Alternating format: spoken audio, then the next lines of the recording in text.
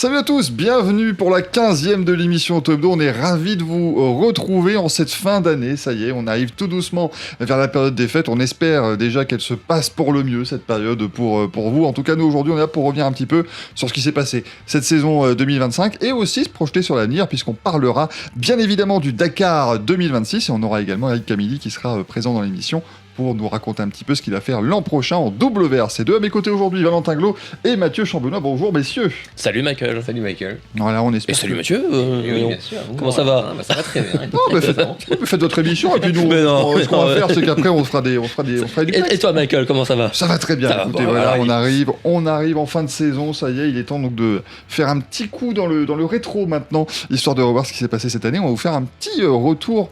Allez, chronologique, c'est parti. On vous a sélectionné 15 moments dans cette saison 2025 et d'ailleurs, vous allez pouvoir nous dire dans la question hebdo d'aujourd'hui à partir de 20h sur autohebdo.fr lequel est votre préféré, tout simplement, quel a été votre moment de la saison. Alors vous verrez évidemment, comme tous les tops, comme tous les choix, c'est très subjectif. Si vous en avez pensé à d'autres, évidemment, n'hésitez pas, dites-nous dans les commentaires et on lira ça évidemment avec grand intérêt. Le premier moment fort, on part en janvier, hein, ça nous semble être il y a une éternité maintenant, mais c'est il y a presque un an du coup. C'est ça, c'est il y a presque un an. C'est autant vous dire que l'avantage c'est qu'on va parler du Dakar et en fait le Dakar c'est qu'on a toujours l'impression que c'est l'an dernier puisque le Dakar 2026 arrive dans quelques jours à peine maintenant, mais c'était évidemment la victoire de Yazid Al-Raji parce que un pilote saoudien qui s'impose en Arabie Saoudite, ça a quand même été assez impressionnant.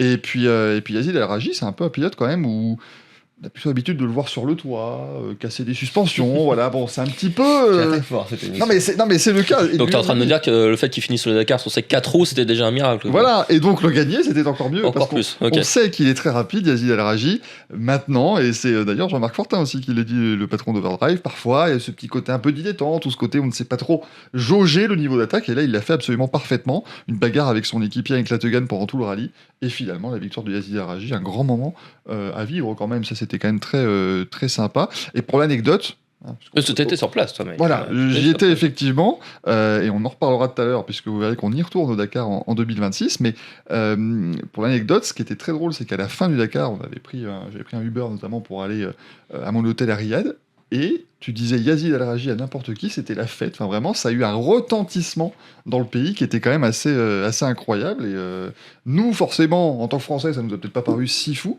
mais Disons qu'on aurait préféré que Sébastien Loeb gagne. C'est sûr, évidemment, en tant que bon chauvin que nous sommes, mais le retentissement pour le rallye raid dans cette région et pour cette région au niveau du sport automobile, c'était quand même assez important. Valentin, toi, je vais me tourner vers toi parce qu'en janvier, toi aussi, tu étais. Tu es déjà tourné vers moi, mais c'est vrai que finalement, je suis toujours tourné vers toi. Mais pas de souci. C'est un peu normal, je suis un peu mon soleil, Valentin. Oula. Rien que ça, si je veux dire. Ça va, Mathieu, sinon tout va bien. Je vous laisse faire, il n'y a pas de problème. Après, les plus perspicaces ont remarqué que je suis aussi tourné vers Mathieu finalement, puisqu'ils sont tous les deux présents sur le même canapé. Mais toi, tu étais présent à Daytona, oui, aussi en janvier, tout à fait. pour une victoire de Porsche cette fois-ci. Oui, deuxième victoire de rang de Porsche au 24 heures de Daytona, encore avec Nick Tandy, Felipe Nasser, accompagné par Lawrence Venter. Une victoire qui s'est dessinée, bon, comme souvent à Daytona, dans la dernière heure de course, dans un duel entre les deux Porsche, puisque la BMW de Dries Venter, qui pouvait prétendre à la victoire et qui était partie de la pole position, a malheureusement connu un petit souci en fin de course qui l'a éjecté de la course à la victoire et du podium. Et du coup, une belle bataille entre les deux Porsche qui a tourné à l'avantage de l'anglais, du brésilien et du belge, même si finalement, à la fin de la saison, c'est Mathieu Jaminet et Matt Campbell, leurs coéquipiers et rivaux, qui ont décroché le titre. Ça faisait très début de blague quand tu disais les nationalités des trois pilotes. C'était assez un anglais, un brésilien et un belge sont sur un bateau. Voilà. En tout cas, ça n'a pas été une blague pour les concurrents aussi, parce que du coup, les adversaires de Porsche, ils étaient un petit peu loin. Oui, puis quand on sait ce qui s'est passé en fin de saison, alors qu'on sait ce qui s'est passé sur la saison de WEC avec une seule victoire malheureusement pour Porsche, et finalement le retrait en fin de saison du championnat du monde d'endurance, cette deuxième victoire de rang à Daytona et avec le recul assez symbolique, et Porsche visera le triplé dans environ un mois à Daytona. Ça, on va en parler parce qu'il y a plusieurs événements qui reviennent, et en l'occurrence, Porsche en endurance, en tout cas, a fait une saison assez formidable. C'est vrai que Oui, symboliquement, pour sa dernière. Surtout en IMSA. Surtout en en C'est IMSA. ça, surtout en IMSA, c'est vrai qu'au Mais je niveau dirais que voilà, américain, comme ils tu ont dis, été très bons. symboliquement, ce passage de flambeau un petit peu pour l'année prochaine notamment va être très important. En janvier aussi, parce que c'était un mois quand même assez dense, hein. On a l'impression toujours que c'est le mois d'intersaison, machin, mais pas Bah, du tout. Dakar, Daytona, Monte Carlo, c'est effectivement. Le trio magique en général trio magique. sur cette saison, et là bah, Sébastien Ogier qui a été magique aussi sur ce rallye Monte Carlo, 10e victoire pour Sébastien Ogier, recordman évidemment absolu du nombre de victoires sur ce rallye, un rallye qu'il a encore une fois en plus mené de main de maître, et c'est... Il en parlait d'ailleurs dans l'émission qu'on vous propose, évidemment, hein, n'hésitez pas à aller voir l'émission avec Sébastien Ogier qu'on vous a publiée samedi, mais il le dit en fait, c'est toujours assez difficile pour lui parce que c'est un rallye très compliqué, mais on a toujours l'impression qu'au début on se dit bon, de toute façon, Ogier va le gagner, c'est facile, alors que non, il faut quand même aller le faire, hein, parce que le Monte-Carlo avec la neige parfois, avec le gel, avec les conditions de nuit aussi, les programmes spéciaux et tout, c'est jamais simple, et là encore une fois une partition quasiment parfaite. C'est un rallye au cours duquel, pardon, excuse-moi, mais il a gagné effectivement 6 spéciales, et comme il le disait justement dans votre interview, s'il ne devait gagner qu'un seul rallye dans l'année, en tout cas c'est à chaque fois ce qu'il dit, ce serait celui-là. C'est ça. En même temps, c'est chez lui. C'est chez lui, c'est un gars, on rappelle. Lui, le vraiment gars chez pensé. lui. Voilà, c'est littéralement Donc, chez lui pour le coup. non, là. c'est vrai qu'il commence toujours super bien cette saison avec ça, et encore une fois cette année il a déroulé, et ça permettait d'entrevoir un petit peu ce qu'on allait voir de lui cette saison. Alors, un dont on aurait bien aimé que sa victoire laisse entrevoir quelque chose, mon cher Mathieu, c'est Lewis Hamilton, parce que, je tiens à le rappeler, ça s'est peut-être passé inaperçu, mais il a gagné une course avec Ferrari cette année. Et, mine de rien, la seule, effectivement, pour la Voilà. derrière cette saison. Donc c'est vrai que on a choisi de le mettre. On verra, hein, parce que le choix en F1 est difficile. Il y a beaucoup de choses qui peuvent être citées. Mais c'est vrai que cette victoire en sprint, elle était en tout cas promise à être fondatrice, si on peut dire.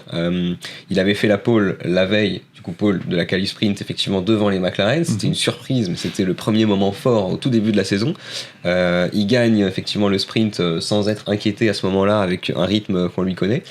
Et puis, pour moi, c'est un élément fondateur malgré tout, malheureusement pour lui et pour Ferrari dans le mauvais sens du terme, puisque cette victoire, elle a un petit peu caché la forêt. C'était un petit peu l'arbre qui cachait la forêt, justement, parce que le lendemain, et bien évidemment, c'est cette double disqualification qui ensuite va mener à un changement structurel pour Ferrari. Donc c'est vrai que c'est un week-end un peu aigre-doux pour eux, mais comme tu le disais très justement, bah, c'est la seule victoire de Ferrari, et puis victoire en sprint de Lewis Hamilton cette saison. Donc premier moment fort, et en tout cas à l'époque, c'est vrai que quand on suit dans le contexte, il y avait beaucoup d'espoir de la part des tifosi à cet instant. Et tu parles d'espoir, c'est peut-être justement la lueur d'espoir que les tifosi et Lewis Hamilton et la Scuderia peuvent un peu s'accrocher pour 2026. C'est que malgré une saison très compliquée, et surtout la fin de saison très compliquée de Lewis Hamilton, il a montré l'espace d'une course, l'espace d'un demi-week-end, d'un finalement. demi-week-end, voilà, merci, que sa magie pouvait encore opérer. Maintenant, il faut espérer pour Ferrari, sans nous faire de favoritisme, mais pour eux, que cette magie puisse faire effet sur une saison complète avec une voiture performante. Clairement. Alors après, le mois de mai, écoutez, Johan Zarco, hein, à un moment donné, on est obligé de citer la victoire. Et puis ça, c'est pour toi. Ça, c'est Voilà, pour ça, toi. merci, T'étais dans le box. voilà, on et était tout, dans le box, voilà. on a fait tout ce qu'il fallait là, avec Johan Zarco. Vous avez pu le lire dans Auto Hebdo également, ce long format dans les coulisses vraiment de cette victoire au Grand Prix de France. Victoire qui, en plus, alors déjà, était inattendue, donc ça décuple en plus le sentiment qu'on avait très clairement. Maintenant, je remarque un truc quand même, ça fait beaucoup de fois où on dit qu'on y était. Hein, Auto Hebdo Auto Hebdo est quand même pas mal hein, sur le terrain. Hein, Vivement 2026. Vivement 2026, très clairement, ça va arriver très vite. Mais cette victoire de Johan Zarco, voilà, c'était. Alors en plus, elle faisait suite à la pole position de Fabio Quartararo. Oui, parce que de base, on s'attend plus potentiellement à une victoire de Quartararo qu'à une victoire de Zarco. C'est ça. Et quand Fabio tombe au début de course, bah, c'est la déception ultime. On se dit, bon, bah voilà. Ça va allez, être Marquez. encore une année de plus sans victoire française au Grand Prix de France, ma foi. Voilà. Moi, j'ai une anecdote à raconter là-dessus parce que je rentrais décideur de Spa en WEC et je prends le RER à l'aéroport Charles de Gaulle pour tout raconter. Là, on me dit, mais c'est Zarco qui a gagné le Grand Prix de France au moto.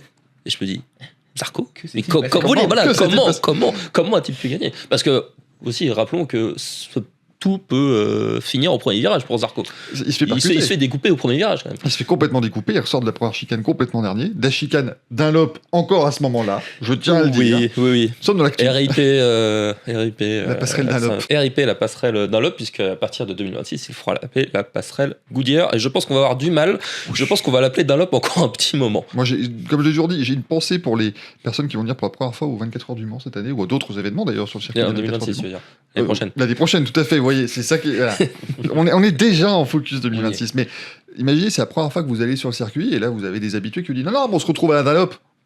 Je ne sais pas où elle est la Dunlop. Moi, je vais débarquer Goodyear en gros. C'est compliqué. Les gens vont être perdus. Comme on va continuer d'appeler le critère mieux Dauphiné, le critère mieux Dauphiné. Hein.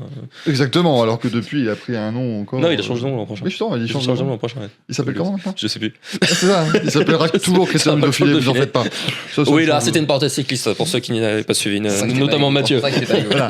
Mais pour revenir sur deux roues justement, mais avec un moteur, Johan Zarco, donc voilà. Alors après, les mauvaises langues diront qu'il serait quand même deux roues sur un moteur en vélo. Voilà, certains ont peut-être des moteurs dans d'autres disciplines. Non, mais voilà, en fait, ce qui était, t'avais ce côté incrédule quand tu l'apprends. Alors en plus, si on te dit qu'il gagne avec 20 secondes d'avance sur Marc Marquez, donc là, c'est voilà. Ah oui, parce qu'on est revenu sur Zarco, on n'est pas sur la passerelle d'un on est revenu sur Zarco, vous en faites pas. Mais même sur place, en fait, on a donc le Grand Prix qui démarre. Alors avec quelques gouttes de pluie, certains s'arrêtent, d'autres pas. On est un peu perdu. Puis à un moment, on regarde le classement, on voit les premiers en pneus slick et tout, et on voit qu'il commence à bien pleuvoir. Puis on regarde, mais qui est le premier en pneu pluie? On se dit peut-être que là, il y a quelqu'un qui fait un coup. Puis on voit Johan Zarco, on fait non. Puis avec beaucoup de secondes d'avance. Et avec beaucoup d'avance. Et là, bon, bah après, ça a été un moment... C'est vrai qu'il avait une grosse avance, et surtout, il l'a construit, parce que Marc Marquez, il l'a dit, il avait essayé d'aller le rattraper et d'aller combler cet écart. Il a fait 2 tours, il a fait ok, j'ai compris, merci, il n'y a pas de souci, il va le gagner chez lui. Symboliquement, c'était pas le seul Grand Prix auquel assistaient ses parents. Si, ses parents n'étaient jamais venus le voir sur une course. Ils sont venus et voilà, Johan Zarco les avait un peu tannés pour y aller. Et puis bah voilà. Et autre symbole, cette fois, Johan Zarco avait le droit à sa Marseillaise. Parce que quand il gagne à Phillip Island, il y avait eu un quoi qui n'avait pas eu la Marseillaise. Voilà. Et là, finalement, la Marseillaise au Grand Prix de France, et c'était magnifique. Voilà. Là, c'était un grand moment vraiment de cette saison. Et puis après, bon, bah écoutez, l'Indy 500 aussi au mois de mai, c'est toujours un grand moment. Bah, ça, c'est pour toi aussi. Ça. Écoutez, oui, c'est la victoire d'Alex Palou. Voilà. Je n'y étais pas, hein, mais c'est pour moi quand même. C'est ça qui est beau. C'est pour toi quand même. Toi, notre spécialiste voilà. IndyCar. Alex Palou qui était déjà parti pour une saison mémorable à ce moment-là. Il rajoute en plus une victoire aux 500 bases d'Indianapolis. Et puis elle est forte quand même parce que il avait perdu en 2021 face à Helio Castroneves. C'était la jeunesse face à l'expérience. Il l'avait dit. J'ai manqué d'expérience. Je savais pas comment gérer tout ça. Et là, il a fait un dépassement sur Marcus Ericsson. Plein d'expérience justement. Il a vu le bon moment. Il a su ce qu'il fallait faire. Il a tiré avantage de ce qui s'était passé en 2021. Et puis il a un peu sauvé l'Indy 500 ce jour-là parce que je vous assure que si Marcus Ericsson avait gagné la course avec une voiture illégale. Ça aurait été compliqué à justifier derrière, donc ça va. Non, mais il a été disqualifié, on rappelle. Hein. Ce qui est bien, c'est que ça répare une anomalie.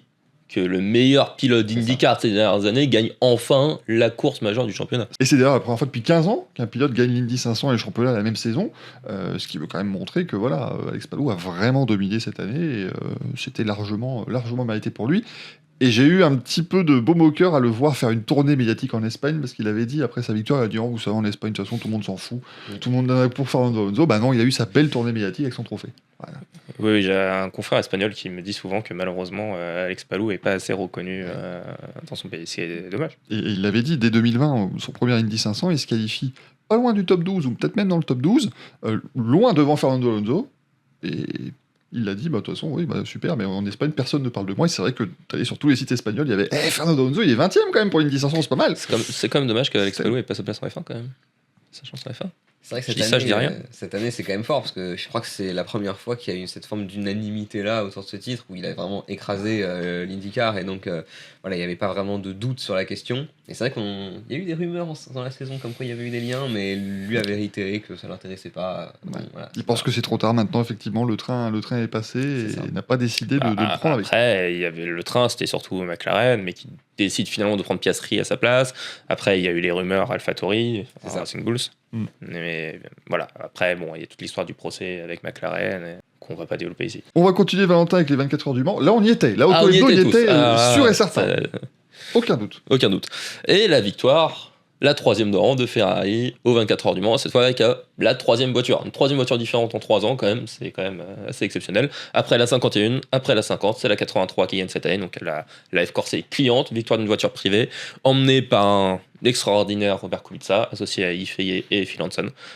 Au terme d'une course, on va pas se mentir, un peu soporifique. Hein. Un peu longuette, peut-être. Hein, lors de laquelle les Ferrari n'ont eu quasiment aucun adversaire, en dehors de la Porsche numéro 6, emmenée par un extraordinaire, là aussi, Kevin Estre.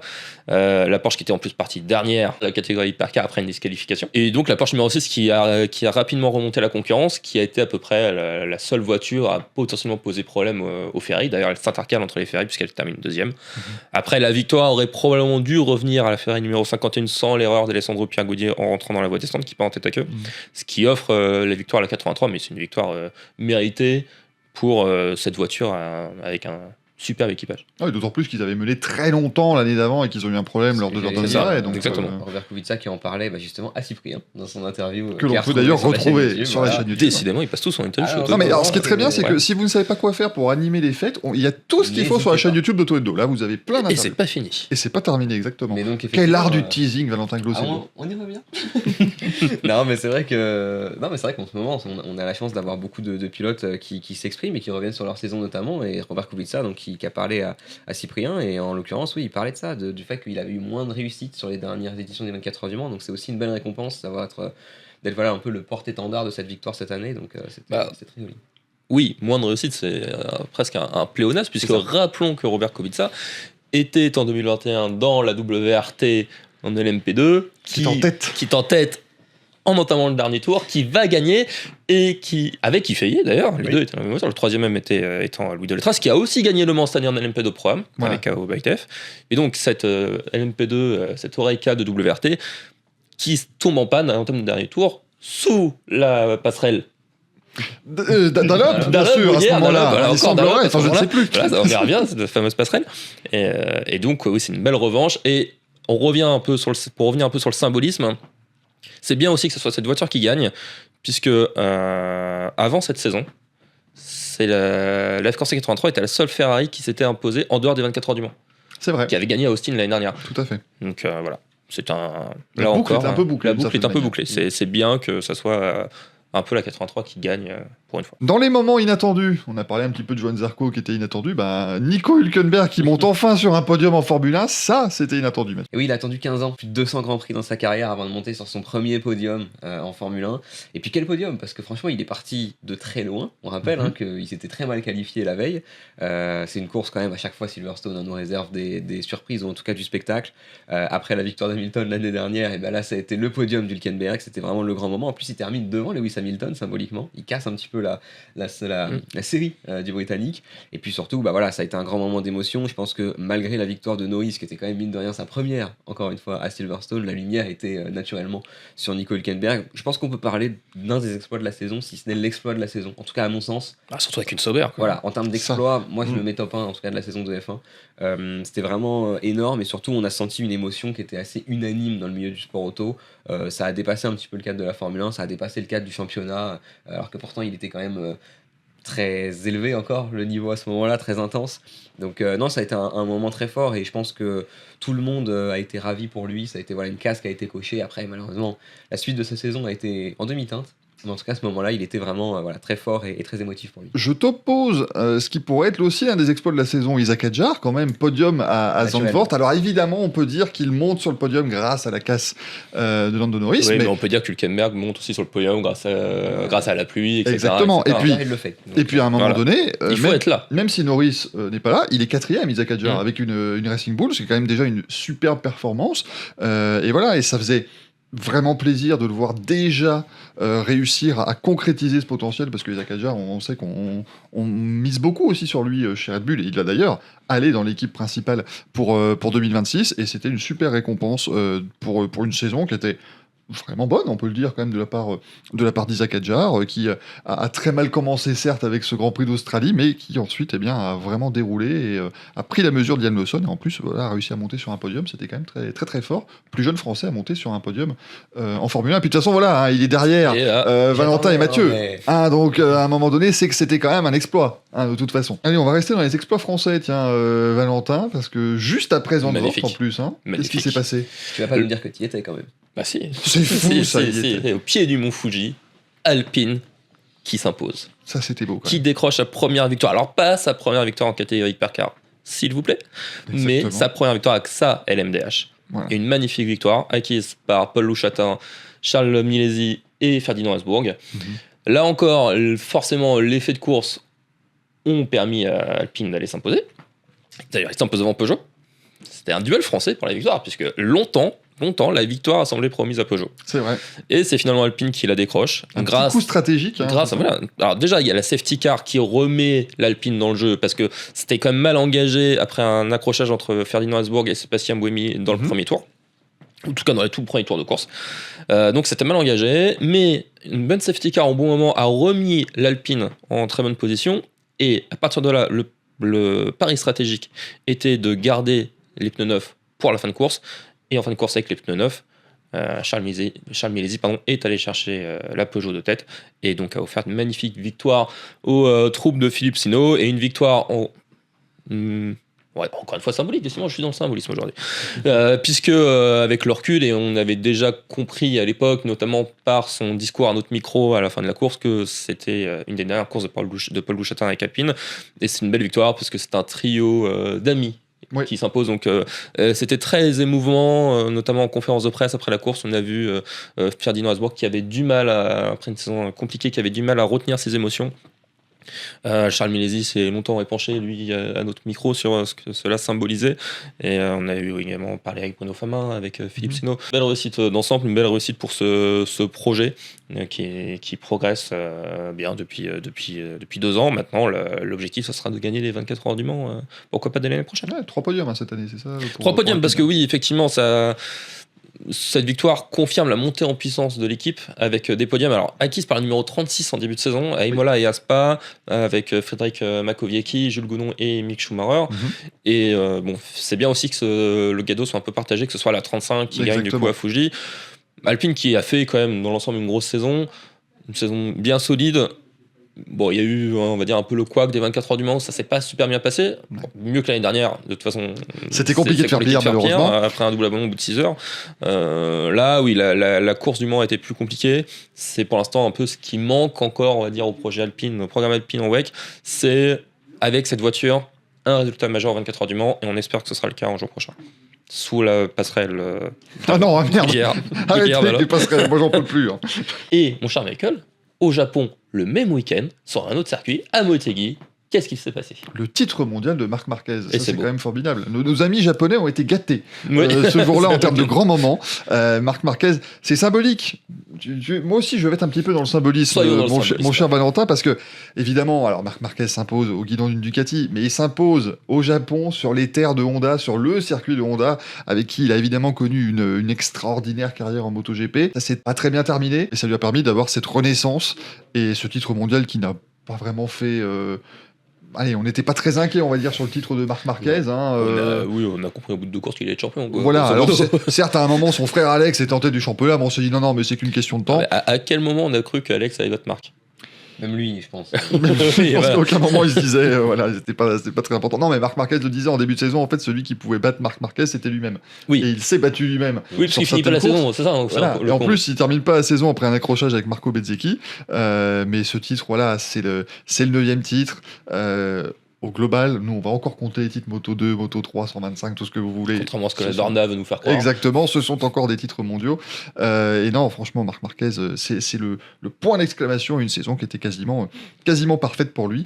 Mon cher Valentin, on va retourner encore sur un exploit français. On aime bien les exploits français quand même cette année. Il y en a eu pas mal. Décidément. Oui, Mathieu Jaminet, champion IMSA avec Porsche. Alors, l'instar de Paul Louchatin, c'est symbolique. C'est symbolique. C'était la dernière. Et alors, ce qui est marrant, c'est que les deux partent chez le même constructeur désormais en plus. Et c'est encore plus marrant, parce qu'ils sont dans la même voiture. L'an prochain, WEC. Donc, c'était aussi la dernière à plein temps pour l'instant de Mathieu Jaminet en IMSA, un championnat qu'il adore, dans lequel il a longtemps brillé. Et donc, Mathieu Jaminet qui avait gagné les 24 heures de Daytona en 2022 en GTLM après un duel incroyable. Face à Lorenz Hunter sur les 2 Porsche. Donc à l'époque, Mathieu était sur la Porsche à livrer de tartan de Pfaff Motorsport. Et à l'époque, il était associé à qui? Matt Campbell, son ami, avec qui il a décroché le titre cette année en IMSA. Et là encore, c'est bien que le titre revienne à Mathieu Jaminet et à Matt Campbell. Les honneurs chez Porsche sont un peu partagés, puisque... Voilà, Daytona qui tombe 2 fois du côté de Felipe Nasr et Nick Tandy, ainsi que le titre IMSA de l'année dernière, de 2024. Et puis pour Mathieu Jaminet, c'est une belle manière de terminer l'aventure avec Porsche avant, donc on l'a dit, de partir chez Genesis en WEC. Exactement, on continue avec les exploits français. Bon là, c'est sur le championnat de France des rallyes, mais il faut quand même aller le faire. On salue le 6e titre de champion de France de Rien Johan que ça. Bonato. C'est beau. C'est quand même pas mal du tout. Après une belle bagarre aussi avec Eric Camilli qu'on entendra dans quelques instants. Les deux dans hommes forts du l'émission. Rallye France finalement. C'est ça, et en fait, ce qui était très bien, et c'est ce que nous disait aussi Johan Bonato à notre micro, c'est formidable de voir que pendant toute une saison, on a 2 équipages qui ont été au sommet de leur art. Il n'y a pas eu vraiment d'erreur d'un côté comme de l'autre, ça s'est battu, ça s'est rendu coup pour coup, et on l'a vu aussi au Rallye du Var, à la finale de la saison, ça s'est joué pour quelques secondes, et c'était un très très beau duel entre les deux. Et comme on le dit souvent, pour avoir un beau champion, il faut un beau deuxième parfois aussi, et ça a permis à cette édition 2025 du championnat de France des rallyes d'être vraiment bien un très grand cru, remporté donc pour la 6e fois par Johan Bonato. Mathieu, je me tourne vers toi et Valentin se tourne vers toi Vous également. êtes là, Mathieu Mais tout à fait. C'est vraiment que t'as pas entendu. Je reprends la main. Ouais, mais il s'est dit, Reprends la main. il va terminer avec 2 moments forts. Et encore 2 exploits français. C'est fou, Mais c'est ça, quand formidable, même. ça. Pas mal, non? C'est formidable. C'est français. C'est français. On pourrait se dire qu'on a été chauvin, mais là factuellement ce sont 2 titres dont je vais vous parler. Donc 2 titres en plus à l'international. Donc quand même c'est quelque chose. Le premier évidemment. Alors les deux se passent à un week-end d'intervalle. Pour le coup tout à l'heure Motegi et Fuji c'était le Toi, même t'as week-end. pas beaucoup dormi ces 2 week-ends là. C'était effectivement un enchaînement un peu compliqué. Voilà disons-le, mais ça valait le coup puisque la première fois je me suis levé pour voir tout simplement la victoire de Théophile Neige. Qui est passé dans l'émission Qui est ça passé dans l'émission. Qui et sera que vous- bientôt sur YouTube. et que vous verrez certainement en janvier. C'est ça. Voilà. On fêtera 2026 avec Théophile Naël. C'est pas mal quand même. Donc ça va être une bonne manière de commencer l'année. En tout cas Théophile Naël effectivement qui a été le premier français depuis 2004 à remporter Macao. C'était une super course évidemment, on en a parlé, il nous en a parlé sur les réseaux d'Auto Hebdo cette saison. Évidemment le double dépassement dans le dernier tour justement sur Marivoia et Enzo Dellini. C'était une belle victoire, c'était une victoire construite. C'est un pilote de Formule 3 qui a relevé le défi d'arriver en Formule régionale le temps d'un week-end. Donc il l'a relevé à la perfection. Et voilà, c'était quelque chose d'historique dans un Grand Prix comme Macao qui, on le souhaite en tout cas, va le lancer d'autant plus. Et puis, le deuxième événement la semaine suivante, c'est Dorian Pin qui remporte le Qui, titre. devinez quoi, est passé ici même, à ma place d'ailleurs. Voilà. Donc à voir Et- bientôt. Et que vous verrez beaucoup Pour- plus tôt, parce que ce sera le 25 décembre. Voilà. Joyeux Noël en avance, un Voilà. beau cadeau pour vous, Voilà. aux internautes. Une interview croisée donc entre Dorian Pin et Lisa Billard qui sera Sur la gagne l'année prochaine. sa successrice. Et Lisa qui s'est aussi, vous le verrez dans l'émission, qui s'est aussi levée pour regarder la finale. Tout à fait. On était nombreux à se lever. Je pense que c'était à 1h du matin, la fameuse course. Dorian Pin donc, qui remporte le titre de F1 Academy à Vegas après la course 1. Mayawe qui avait fait une grosse erreur. Elle n'en avait pas fait de la saison. Et là, pour le coup, dès le tour de formation. Alors c'est Mayave qui fait une erreur ou c'est Tina Haussmann qui fait une erreur?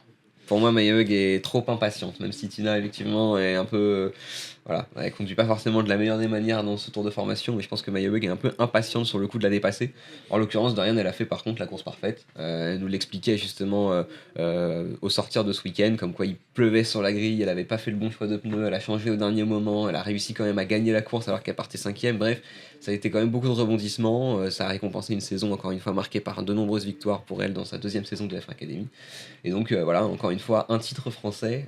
On est ravis de pouvoir en parler dans cette émission, beaucoup de victoires et beaucoup de titres tricolores. Exactement, parce qu'on s'en rend pas forcément compte, mais ça a encore été une année faste pour le sport automobile français, comme on a pu le voir d'ailleurs lors de la cérémonie, les Ballons d'Or, les trophées du sport automobile organisés par la FFSA. Voilà, donc c'était l'occasion de revenir sur cette saison 2025, et maintenant on va se projeter vers 2026. Et messieurs, je suis désolé, je vais vous demander de quitter ce magnifique canapé, mais sans oublier de vous remercier pour cette première saison de l'émission, d'une certaine manière, parce que c'est la dernière émission standard de l'année, mais rassurez-vous, il y en aura encore quelques-unes d'ici le 31 décembre. Merci Valentin, merci Mathieu. Merci à toi. Merci Michael, et merci à tout le monde Oui, de merci nous à suivre. vous. hein. Vous avez Et vous été au rendez-vous, ça nous fait vraiment très Et vous êtes de plus en plus nombreux, donc ça nous fait vraiment plaisir. Et on va retrouver Cyprien Juard pour parler du Dakar 2026, parce que ça aussi, ça arrive très très vite. Et avant ça, on vous souhaite un joyeux Noël et de bonnes fêtes de fin d'année. évidemment.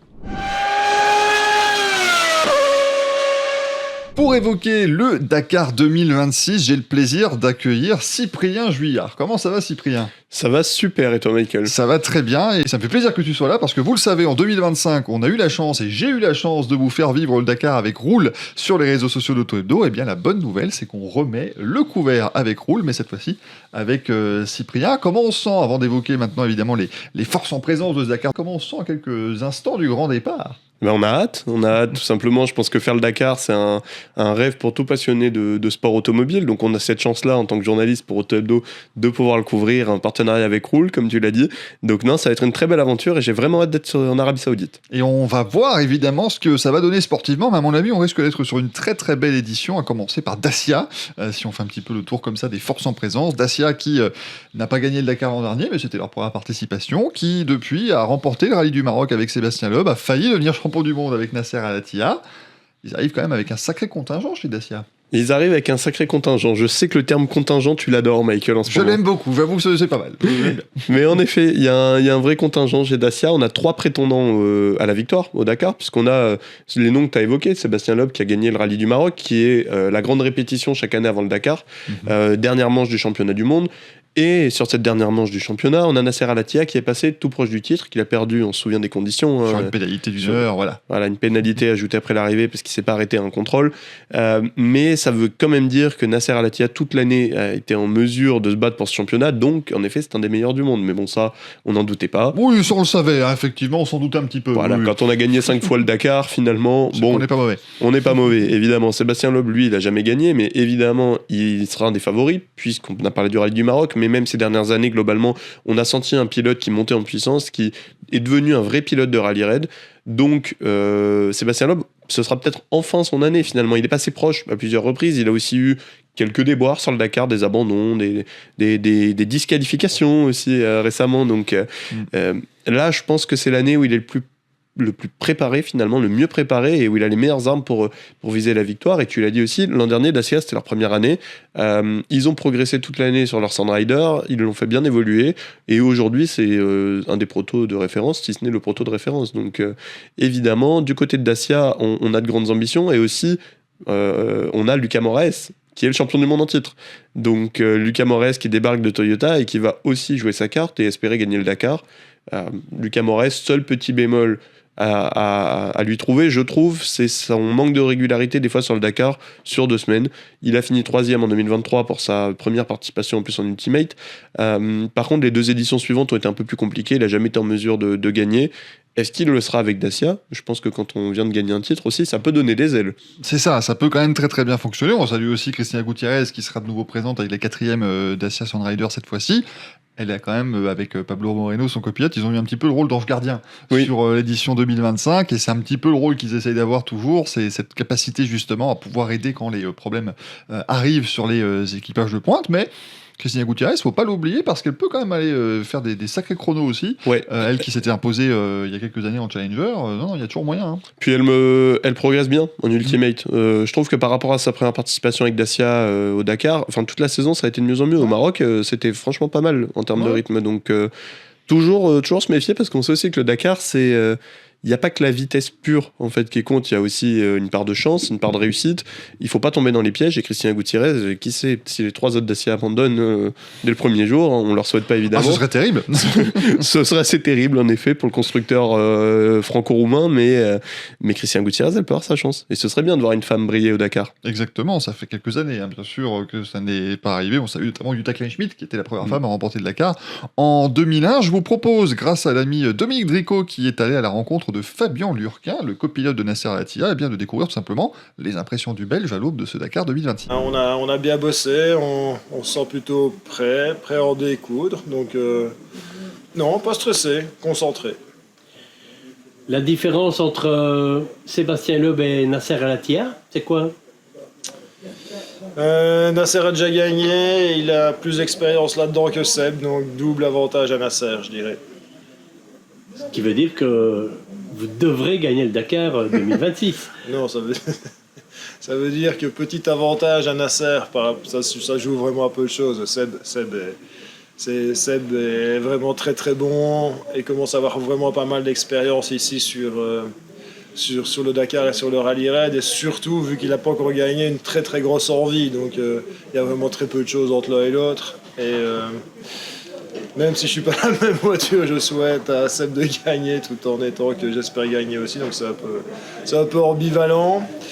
Mais voilà, ce sera un peu que le meilleur gagne. Dans les favoris, impossible évidemment de ne pas citer Toyota, l'équipe championne du monde en titre, avec le pilote champion du monde en titre chez eux, mais qui n'est plus chez eux maintenant, Lucas Moraes, on venait de l'évoquer effectivement. Toyota arrive encore une fois avec pas mal de monde et pas mal de cartes, avec également l'équipe Overdrive évidemment de Jean-Marc Fortin, mais avec un tout nouveau proto. Et ça, sur le Dakar, c'est parfois un petit peu compliqué. C'est un peu compliqué, en effet, d'avoir un nouveau proto. On l'a vu les années précédentes avec Ford, avec Dacia. C'est un peu quitte au double. Souvent, un nouveau proto, ça a aussi besoin d'être un peu étraîné en compétition, de prendre le temps de le développer, que les pilotes aient un feedback à faire finalement. Alors évidemment, ils l'ont testé, bien sûr. Mais ils n'ont pas encore fait la course avec. Et on sait que c'est toujours différent entre un test et faire la course. Ce sont deux choses diamétralement opposées. Pour reprendre ton expression favorite, Michael, il y a un beau contingent chez Toyota, mais un si beau contingent qu'on pourrait même parler d'Armada. Les Toyota, ces dernières années, ça a toujours été de façon les plus nombreuses. Elles arrivent en nombre grâce à Overdrive, en effet.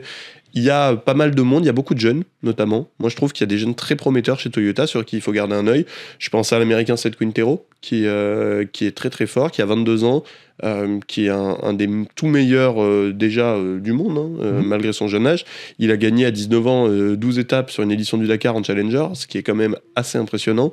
Donc, pourquoi pas Seth Quintero sur le podium final, même s'il faudra aussi surtout regarder du côté d'Henk Lategan. Henk Lategan qui a terminé deuxième l'an passé. Exactement, deuxième l'an passé et troisième du championnat. Donc, bien sûr. Parfois on a des pilotes qui font un peu des one-shots, c'est-à-dire ils ont un très bon résultat sur le Dakar et puis le reste de la saison est moins bon. Henk Lategan, il a quand même été régulier tout au long de l'année, il a gagné le Safari Rally chez lui en Afrique du Sud, et je pense qu'il aura, en tout cas il incarnera la meilleure opportunité de Toyota de gagner ce Dakar. Maintenant, c'est aussi un pilote qui est encore jeune entre guillemets à ce niveau de compétition. Est-ce qu'il pourra reproduire ça sur 2 semaines, tenir bon tout un Dakar ? Bon, ça reste à voir, il y a quand même une petite inconnue. C'est au milieu de toute cette armada de Toyota, finalement, ce qui manque, je trouve, c'est un vrai pilote de référence. Il l'avait avec Lucas Moraes, qui est devenu champion du monde, tu le disais. Il l'avait avancé avec Nasser Al-Attiyah. Force est de constater qu'ils ont perdu les deux. Donc maintenant, il y a aussi une place à prendre. Celle de leader de ce projet Toyota, avec en plus le nouveau proto dont tu parlais. Donc à voir qui va l'incarner. Si ce sera un Lategan, si ce sera Seth Quintero, si ce sera un autre. Si ce sera peut-être Ferreira aussi, le jeune portugais qui est très très prometteur. Donc voilà, beaucoup de place à prendre. Et puis ils ont le vainqueur sortant aussi. Mais oui, Yazid Al-Raji, vainqueur du Dakar chez lui en Arabie Saoudite, blessé ensuite avec Timo Götzschall, qui se sont tous les deux blessés malheureusement lors d'une bara en Jordanie, assez sérieusement aux vertèbres notamment, et ils ont mis du temps à revenir, ils ont pris soin évidemment de revenir en forme. Les 2 rallyes qu'ils ont effectués en championnat du monde en fin d'année n'étaient pas flamboyants, mais on sait aussi qu'Yazid Al-Raji, le Dakar c'est son objectif, c'est son moment. Le reste, c'est toujours très important, mais... Un peu moins. Voilà, mais il se dit quand même, bon, le Dakar à la maison, c'est un coup important. Et puis quand on voit ce que ça avait donné effectivement en 2025, il aimerait bien sûr pouvoir reproduire ça. Je vous propose d'écouter encore une fois au micro de Dominique Dricot, Jean-Marc Fortin, tout simplement le patron de l'équipe Overdrive, et donc l'homme qui mène un petit peu cette Toyota sur le Dakar. Quand vous fabriquez une voiture en 6 mois, il faut passer par des priorités. Les priorités, c'est de tester la voiture en septembre et en octobre, et après de valider évidemment des choses. Donc la construction des voitures que vous voyez ici, ça s'est fait en début décembre, et voilà, on est prêt parce que le motorsport a une faculté incroyable, c'est toujours de retourner le sablier, qu'au dernier moment ça soit comme ça, mais c'est sûr que beaucoup de pessimistes il y a 3 semaines disaient que jamais on allait y arriver. Voilà, c'est ce qui fait la beauté aussi d'une équipe, c'est qu'elle soit soudée, qu'elle soit justement dans l'effort, solidaire, et ça fait toujours plaisir de voir des mecs qui, la veille de Noël, sont toujours là en train de bosser et jusqu'au dernier moment. Concrètement, elles partent quand ? Elles partent ce soir, donc ce qui est logique parce que l'année passée, les années avant, au Overdrive, on envoie toujours des voitures par avion aux alentours des fêtes. Donc c'est du schéma classique pour nous. Ouais. C'est quand même pas le contexte idéal pour attaquer un rallye raid aussi difficile que le Dakar. Écoutez, on a fait des bons essais, on a fait un kilométrage tout à fait acceptable au niveau de la validité des pièces et de la fiabilité. les voitures sont montées d'une manière assez classique, comme on sait le faire depuis X temps. On a amélioré la voiture, on n'a pas réinventé non plus complètement une voiture nouvelle. Donc voilà, oui, on peut être surpris comme vous l'êtes aujourd'hui quand vous venez chez nous. On l'est un peu moins, on est quand même dans un schéma de sérénité. Après, ça reste du motorsport, on ne sait jamais dire ce qui peut se passer pendant 15 jours. Mais la fiabilité, c'est quelque chose qui nous a fait toujours gagner dans les années précédentes. Voilà, c'est du schéma, comme je l'ai dit, classique. On ne peut pas ne pas évoquer évidemment le troisième grand constructeur présent sur ce Dakar, Ford, là aussi avec plusieurs Raptors, avec notamment un certain Carlos Sainz, quadruple vainqueur du Dakar, et aussi Mathias Ekström, troisième quand même de l'édition 2025 avec ce Ford Raptor, qui lui aussi a bien évolué sur l'année 2025. Ah, ils sont si véloces ces Raptors. Et si vous avez aimé cette vanne, il y en aura beaucoup d'autres sur les réseaux sociaux d'Auto Hebdo avec Roule pendant tout le Dakar, je l'espère en tout cas, parce que sinon je serais déçu. Non, bah là je suis désolé, je sais pas ce qu'il m'a appris. Non, mais par contre, ils sont véloces pour le coup. En tout cas, ils ont des pilotes qui le sont. Ça, c'est sûr. Tu parlais de Carlos Sainz, quadruple vainqueur du Dakar, qui arrive à 63 ans avec encore la forme, l'énergie et le rythme d'un candidat à la victoire. Maintenant, la question en effet, c'est le niveau du Raptor. Voilà. La première édition l'an dernier avait été bonne par certains aspects, moins par d'autres. Ils avaient identifié pas mal de choses à modifier. Voilà. Et ils les ont modifiées. Ils les ont modifiés, ils ont progressé aussi cette année, mais ça a été plutôt une année de développement. Il n'y a pas eu de résultats très très probants pour Carlos Sainz ou globalement pour tout le team Ford. Donc, bon, la question c'est maintenant dans quelles conditions de préparation, en tout cas technique, ils arrivent sur le Dakar. Les pilotes, ils les ont. On a parlé de Carlos Sainz, on a Mathias Ekström qui fait 3e l'an dernier quand même, avec ce Raptor. Bon, certes aidé aussi par des abandons, des pénalités, des choses devant lui, mais fallait être là, il l'a été. Je trouve que ces deux pilotes-là vont bien mener Ford, à mon avis, et s'ils ont la voiture pour, ils peuvent tout à fait jouer la victoire finale. Mathias Ekström, c'est quand même un double champion de DTM, qui a gagné dans pas mal d'autres catégories, en rallycross notamment. Il sait s'adapter à différentes voitures, à différents terrains. Je pense qu'il peut faire une belle surprise. Sainz, on en a parlé. Il y a aussi la petite surprise du Dakar 2025, qui est Mitch Guthrie, l'Américain, qui a terminé 5e, qu'on n'attendait absolument pas à ce niveau-là, et qui a gagné sa place donc, dans l'équipe officielle. Donc un Américain qui représente Ford, ça fait quand même... ça marche toujours. Ça marche toujours. Voilà, on sait qu'ils sont très attachés à ça, les Américains. Il faudra les surveiller, voilà, on l'a dit. Seule incertitude, le niveau du Raptor. Le reste, ils ont des très très bons pilotes, des très bons équipages globalement, donc à surveiller de très près. Et en plus des Ford Raptor officiels, on aura aussi Romain Dumas et Jourdan Sardiadis qui seront engagés sur des Raptors privés. C'est important de voir que Ford s'implique également via cet engagement-là, parce que ça fait toujours des cartes en plus. On sait que Romain Dumas nous l'a dit d'ailleurs, le niveau de préparation fait qu'il ne s'attend pas à jouer les premiers rôles, mais s'il y a toujours un besoin, un peu dans le même rôle que Cristina Gutiérrez a pu avoir chez Dacia, ou que la moitié des pilotes Toyota peuvent avoir sur l'autre moitié, c'est voilà, l'idée de dire, des fois, on a besoin en spécial d'une aide, quoi que ce soit, et ils pourront compter là-dessus. Alors évidemment, ils vont faire leurs courses, ce sont des privés. Oui. Mais on sait que quand on a le l'ovale bleu sur sa voiture, en général, on va quand même aider les autres. Ce serait malvenu de ne pas le faire, en tout cas. On aura aussi Mini, mon cher Cyprien, qui sera présent. Alors, c'est plus la Mini qui gagnait le Dakar il y a quelques années maintenant. X-Red a un petit peu réduit la voilure, mais il y a encore pas mal de bonnes choses. Il y a des bonnes choses, et puis il y a un bel équipage, surtout chez Mini. L'équipage leader, c'est quand même Guillaume Demévius et Mathieu Baumel. Guillaume Demévius, c'était la vraie révélation du Dakar 2024, du coup, il termine 2e, derrière Carlos Sainz. À l'époque, il était chez Toyota, donc pas le même proto, non plus pas la même machine entre les mains. La machine globalement qui domine le Dakar, qui est toujours en tout cas en lice pour la victoire. Ce ne sera pas le cas de la Mini, et on a vu que depuis qu'il est passé chez Mini, un peu à la surprise générale l'année dernière, du coup, pour le Dakar 2025, ça a été plus compliqué. Il a eu beaucoup d'ennuis différents sur le Dakar. Les courses d'après n'ont pas été très très bonnes non plus, en tout cas il n'y a plus de podium. Il faut aussi noter qu'il avait été privé de son copilote, Mathieu Baumel, qui a eu un accident, on en reparlera juste après de Mathieu Baumel, mais voilà, Guillaume Demévius, on sait de quoi il est capable. Il est encore un peu irrégulier. On attend de voir s'il est capable de le refaire. C'est toujours pareil, en fonction de ce qui se passe devant, Mini peut avoir une carte à jouer, et ce sera évidemment lui la meilleure carte. Et c'est vrai que ce retour de Mathieu Baumel, c'est un petit peu la belle histoire aussi de ce Dakar, et parce qu'il n'y a pas que la compétition, il y a des belles histoires aussi, mais ils vont faire la compétition, ils vont mêler les deux, Mathieu Baumel et Guillaume Demévius. On rappelle, fin janvier, grave accident alors qu'il portait secours à des participants du Monte Carlo historique. Il a depuis été amputé d'une jambe, Mathieu Baumel, et il a tout de suite dit « Je veux faire le Dakar en 2026 avec Guillaume de Mévius ». Et il va réussir son pari. C'était un pari complètement fou à l'époque. Personne n'y croyait vraiment. Enfin, en tout cas, ça semblait compliqué d'imaginer en effet un homme qui venait de se faire amputer, qui avait eu un grave accident, qui a passé de longs mois à l'hôpital, puis en rééducation.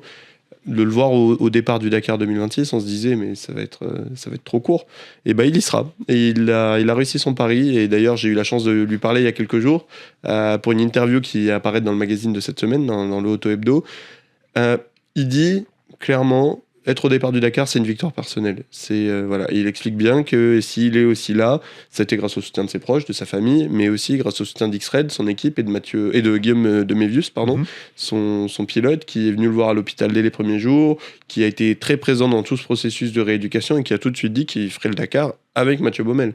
Il n'était pas question d'avoir un autre copilote. Et évidemment, je pense que de se sentir comme ça, soutenu, pas abandonné dans ces moments qui sont quand même très compliqués humainement à vivre, ça a beaucoup aidé Mathieu Baumel, ça lui a donné du baume au cœur. Et aujourd'hui, en effet, il va réussir son pari. Et puis on sait que Mathieu Baumel, c'est peut-être le meilleur navigateur du monde, ou en tout cas un des tout meilleurs. Donc l'avoir à ses côtés pour Guillaume de Mévius, c'est une vraie chance, un vrai avantage.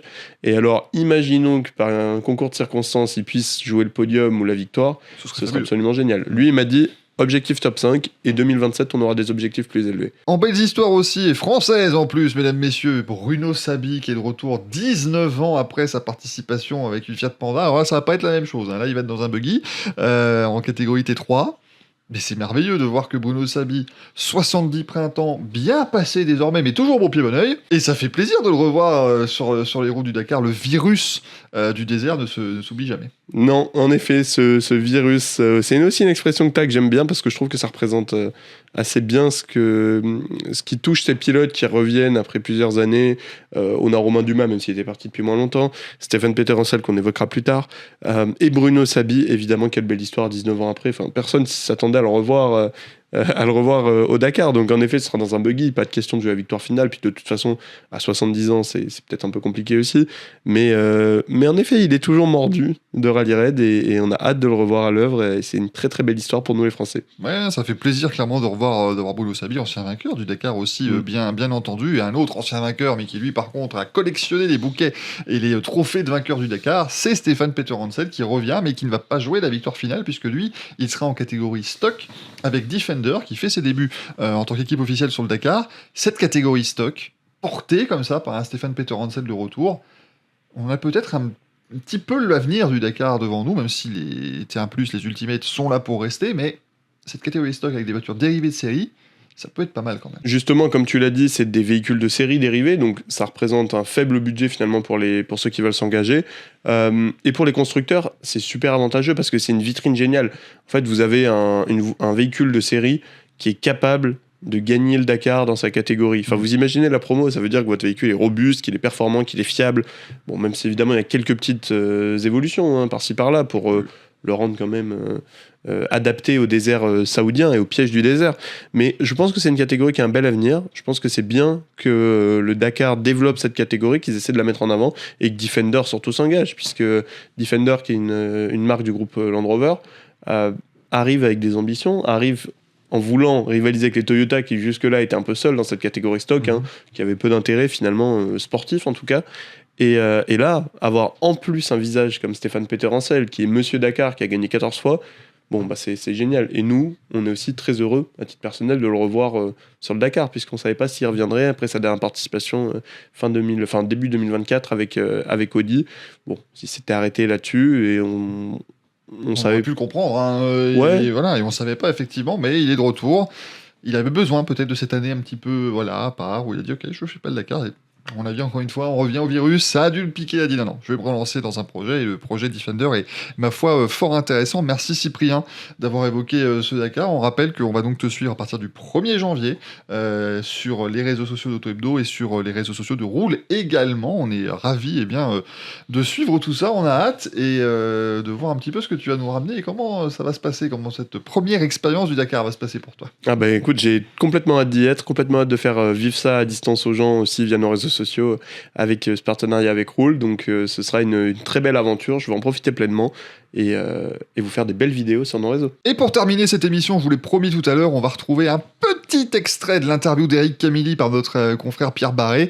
Ce sera retrouvé en version complète sur YouTube dans les jours à venir. Éric Camilli qui va donc participer avec Skoda en WRC2 en 2026. Parlons maintenant de l'avenir, Eric, parce que la grosse information justement de cette fin d'année, c'est ton retour en championnat du monde des rallyes. Alors c'est vrai qu'on va pas se mentir, Eric, beaucoup avaient mis ça de côté, s'étaient dit, bon ben voilà, Éric Camilli, sa carrière à l'international, elle est terminée, tant mieux pour le rallye français, il est de retour dans nos contrées, et tu vas bel et bien redisputer un championnat du monde l'année prochaine. Tu seras en WRC2 sous la structure Orsac avec une Skoda Fabia RS Rally 2, changement d'environnement, changement total de décor. Déjà, avant de parler de la voiture, avant de parler de tout ça, j'aimerais que tu me dises tout simplement ce que tu ressens de pouvoir de nouveau, en tout cas, regoûter à un championnat du monde. C'est fantastique, c'est vrai que ça fait tellement longtemps que j'attends ça.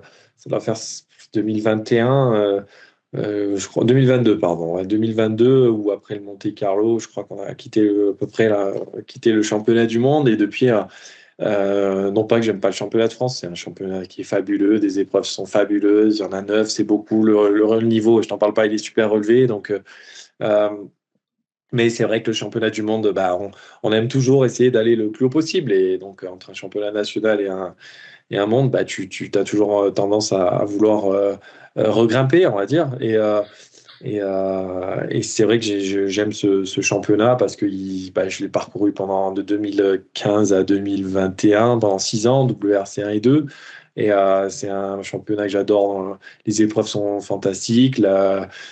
L'aura du championnat, enfin voilà, l'image, la médiatisation, tout est plus. Et c'est vrai que voilà, c'est le championnat du monde, quoi. Donc, puis tu as aussi cette conduite un peu instinctive avec des changements de grippe sur les rallyes asphalte, avec des rallyes terre. J'ai hâte de redécouvrir la terre parce que c'était vraiment mon élément il y a quelques années, là où je me régalais le plus. Donc, tout ça, en plus, dans une fabuleuse Skoda Rally 2, la dernière Skoda RS Rally 2, c'est fantastique.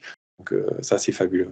Merci Pierre et merci Éric Camilli. On rappelle l'interview complète à retrouver sur notre chaîne YouTube dans les jours à venir. Auto Hebdo est disponible évidemment à partir de 20h ce lundi et mercredi en kiosque. C'est le dernier de l'année, consacré à l'argent dans les sports mécaniques. Un long dossier qui vous parle certes de combien d'argent ça brasse d'une certaine manière, mais aussi combien ça coûte de s'engager en sport automobile, d'aller voir des compétitions, de débuter en sport automobile. On espère en tout cas que ça va vous plaire et ce sera disponible sur toutes les 2 dernières semaines de l'année.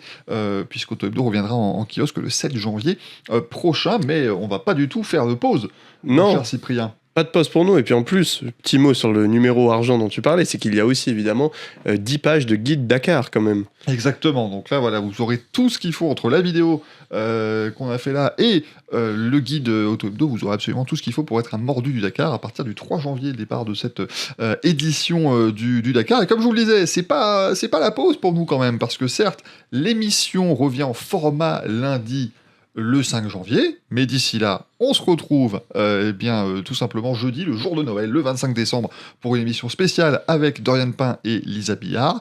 Et surtout, vous retrouverez Cyprien avec Mathieu Chambenois, non pas lundi, mais mercredi prochain, le 31 décembre, pour notre top 50 des pilotes. Ça risque de faire jaser, hein.